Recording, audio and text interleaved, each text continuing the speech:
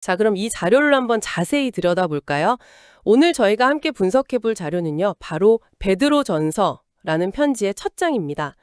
수신자가 아주 명확해요. 지금의 터키 지역인 본도, 갈라디아, 갑바도기아, 이런 곳에 흩어져 사는 나그네들에게 보내졌습니다. 그런데 이 나그네라는 단어, 그냥 지나치면 안 될 것 같아요. 오늘날 우리가 생각하는 여행자나 이민자 이런 거랑은 차원이 다른 이야기입니다. 당시 로마 제국에서 나그네는 법적 권리도 거의 없고요. 늘 의심의 눈초리를 받고 사회적으로 완전히 소외된 존재였거든요. 정말 말 그대로 언제 쫓겨날지 모르는 그런 불안한 삶의 한가운데 있던 사람들이죠. 맞습니다. 그래서 이 편지는 그냥 안부 편지 이런 게 아니고요. 삶이 정말 송두리째 흔들리는 사람들을 위한 일종의 현실 재구성 키트라고나 할까요? 혹은 정신적 생존 가이드라고도 볼 수 있겠죠. 어떻게 이 불안과 소외감을 이겨내고 새로운 현실을 만들 수 있는지 그 설계도를 제시하는 겁니다. 그리고 그 첫 단계가 정말 과감해요. 2절을 딱 보면 베드로는 이 사람들을 그냥 불쌍한 나그네 이렇게 부르지 않습니다.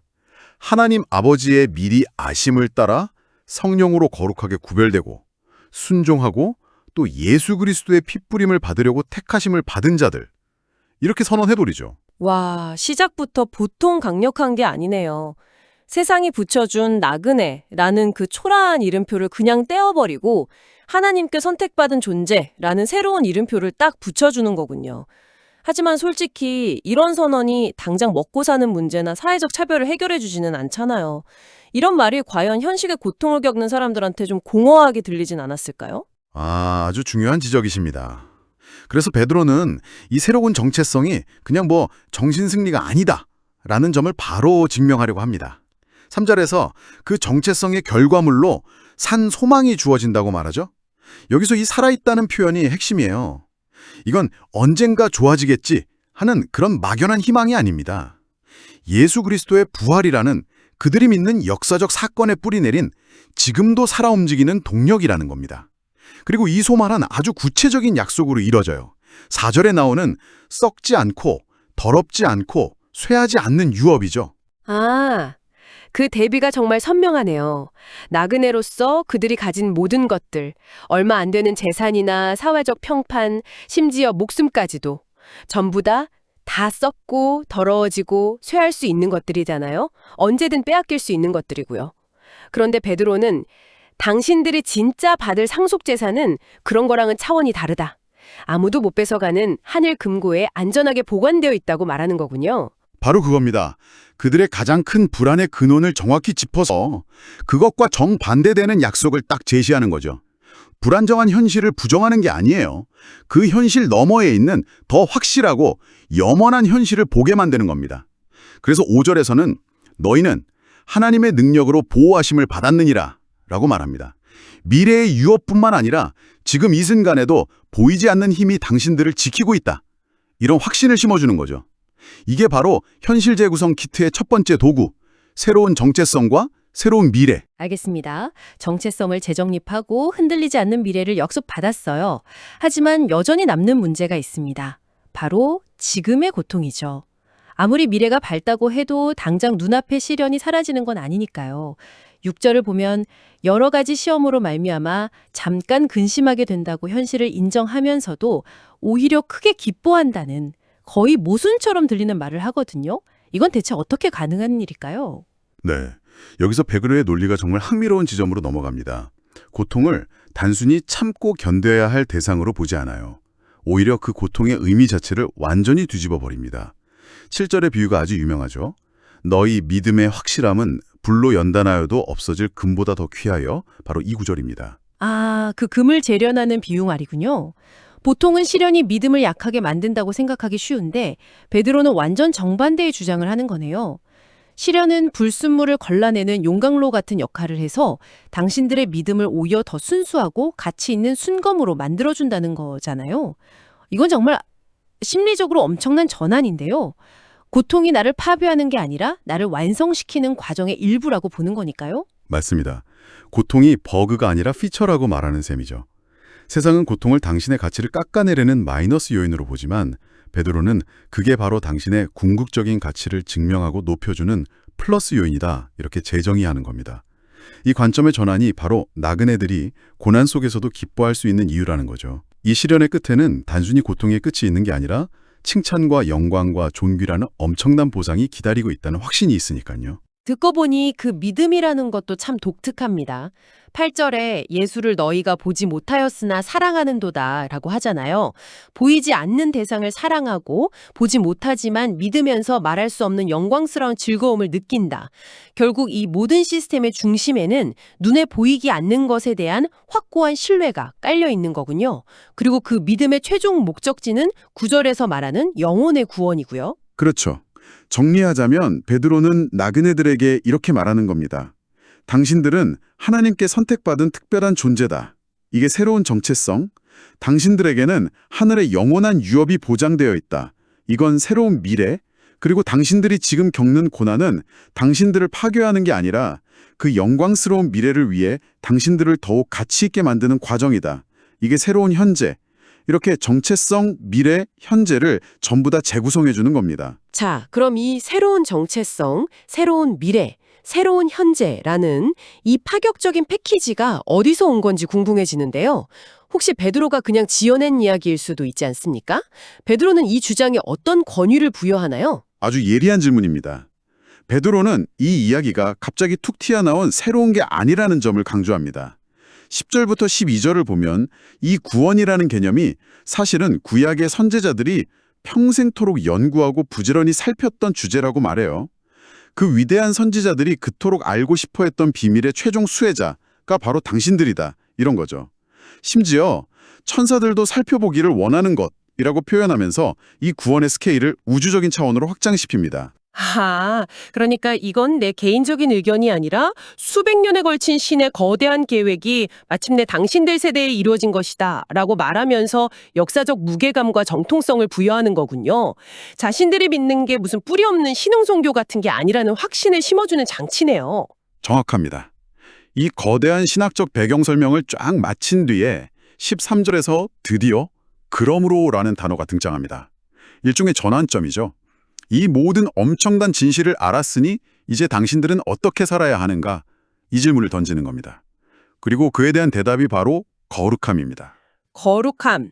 이 단어도 사실 좀 추상적이고 자칫하면 도덕적으로 착하게 살아라는 뻔한 잔소리처럼 들릴 위험이 있는 것 같아요. 베드로가 말하는 거룩함은 구체적으로 어떤 모습인가요? 베드로가 말하는 거룩함은 단순히 도덕적인 깨끗함을 넘어섭니다. 본질적으로는 구별됨을 의미해요. 14절에서 전에 알지 못할 때에 따르던 사사로운 욕심을 본받지 말라고 하잖아요. 과거의 삶의 방식, 세상이 당연하다고 말하는 가치관과 선을 긋고 구별된 삶을 살라는 요구입니다. 뭐랄까? 올림픽에 출전하는 선수가 자신이 목표를 위해 식단부터 생활 습관까지 철저하게 관리하면서 보통 사람들과 구별된 삶을 사는 것과 비슷하죠. 목표가 다르니 삶의 방식도 달라져야 한다는 겁니다. 그렇군요. 목표가 다르기 때문에 삶의 방식이 달라져야 한다. 그럼 그 거룩한 삶, 다시 말해 구별된 삶을 살아야 하는 가장 강력한 동기는 뭘까요? 그 동기를 설명하기 위해 베드로는 18절과 19절에서 아주 강력한 비유를 가져옵니다. 바로 구속이라는 개념인데요. 이건 사실 경제 용어입니다. 비유하자면 전당포에 맡긴 귀중품을 돈을 내고 되찾아오는 것과 같아요. 베드로는 이렇게 말하는 겁니다. 당신들의 삶은 조상대대로 물려받은 의미 없고 헛된 삶의 방식에 저당 잡혀 있었다.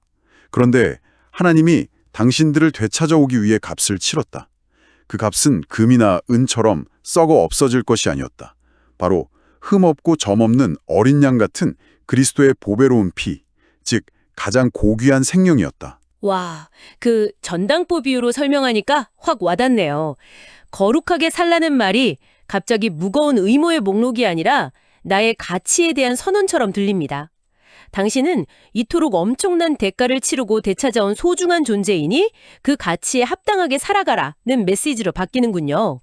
규칙을 지키라는 말이 아니라 당신의 자유가 얼마나 값비싼 것이었는지 기억하라는 촉구네요. 바로 그 지점입니다. 이게 거룩한 삶의 핵심 동기입니다. 그래서 17절에서는 나그네로 있을 때를 두려움으로 지내라고 말하는데 여기서 두려움은 공포가 아니라요. 이 모든 것을 가능하게 한 하나님에 대한 경외심, 그리고 자신의 삶의 가치를 아는 자의 진중함, 이런 걸 의미하는 거죠. 알겠습니다. 새로운 정체성, 새로운 미래, 고난에 대한 새로운 관점, 그리고 이 모든 것에 걸맞은 새로운 삶의 방식까지 정말 완벽한 생존 키트처럼 보이는데요. 그럼 이 모든 것을 작동하게 하는 마지막 부품, 그러니까 이 새로운 삶을 살아갈 수 있게 하는 근본적인 동력은 무엇이라고 말하나요? 편지의 마지막 부분이 바로 그 동력을 설명합니다. 22절에서는 이 모든 변화가 진리의 순종함으로 가능해졌다고 말하고 그 결과로 거짓이 없이 형제를 사랑하게 되었다고 합니다. 그리고 이 사랑을 마음으로 뜨겁게 실천하라고 권하죠. 그리고 23절에서 이 모든 것의 근원을 딱 밝힙니다.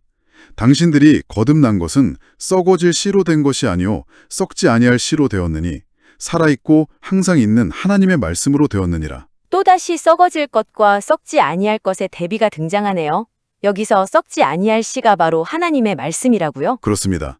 그리고 24절과 25절에서 이사야서를 인용하면서 이 대비를 극대화합니다. 모든 육체는 풀과 같고 그 모든 영광은 풀의 꽃과 같으니 풀은 마르고 꽃은 떨어지되 오직 주의 말씀은 세세토록 있도다. 이 구절로 1장을 마무리하죠. 이 마지막 비유가 모든 것을 요약해주는 것 같습니다. 나그네로서 겪는 모든 것, 그러니까 인간의 생명, 사회적 지위, 부와 명예, 이런 것들은 결국 들판의 풀과 꽃처럼 시들어버려는 유한한 것들이다. 하지만 당신들이 붙들고 있는 말씀, 즉, 이 복음은 영원하다. 그러니 시들어버릴 것들에 인생을 걸지 말고 영원한 말씀 위에 당신들의 삶을 세우라는 그런 선언이네요. 완벽한 요약입니다. 이 말씀이 바로 그들의 새로운 정체성을 부여하고 산소망을 주며 고난을 이기게 하고 거룩한 삶을 살게 하고 서로 사랑하게 만드는 모든 것의 근원이자 엔진이라는 겁니다. 이 영원하고 흔들리지 않는 기반 위에 서 있기 때문에 풀과 같이 연약한 나그네 삶 속에서도 기뻐하며 살아갈 수 있다는 강력한 메시지로 1장이 끝나는 거죠. 오늘은 베드로전서 1장을 통해서 사회의 변두리에서 불안한 삶을 살던 흩어진 나그네들을 위한 일종의 현실 재구성 키트를 살펴보았습니다. 세상이 붙여준 정체성을 거부하고 새로운 정체성을 부여하는 것으로 시작해서 흔들리지 않는 미래를 약속하고 현재의 고통을 가치를 더하는 과정으로 재해석하며 마침내 영원한 말씀에 기반한 구별되고 사랑이 넘치는 삶으로 초대하는 정말 치밀하고 강력한 논리의 흐름을 확인할 수 있었습니다. 그렇습니다. 이 편지는 단순히 힘내세요라고 위로하는 차원을 훨씬 뛰어넘습니다. 수신자들이 세상을 바라보는 틀 자체를 바꾸려고 하죠. 나그네라는 사회적 약점을 오히려 이 땅에 얽매이지 않고 하늘의 영원한 유업을 바라보는 특별한 신분인 영적 강점으로 전환시키는 정말 놀라운 발상을 보여줍니다.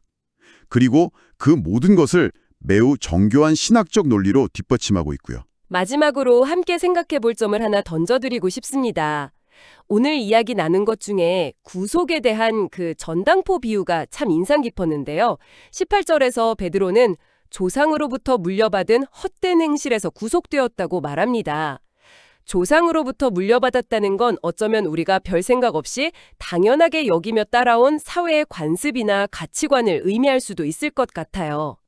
그렇다면 오늘날 우리에게 우리 사회가 무비판적으로 물려준 헛된 행실은 무엇이 있을까요?